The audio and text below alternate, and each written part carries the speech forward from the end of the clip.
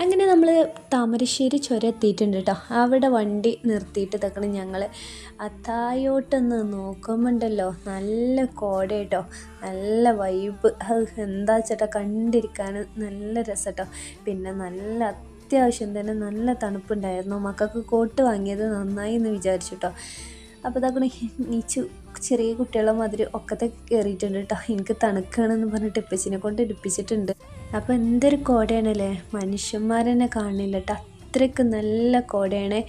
നല്ല ആൾക്കാരും ഉണ്ടായിരുന്നു കേട്ടോ ആ സമയത്ത്.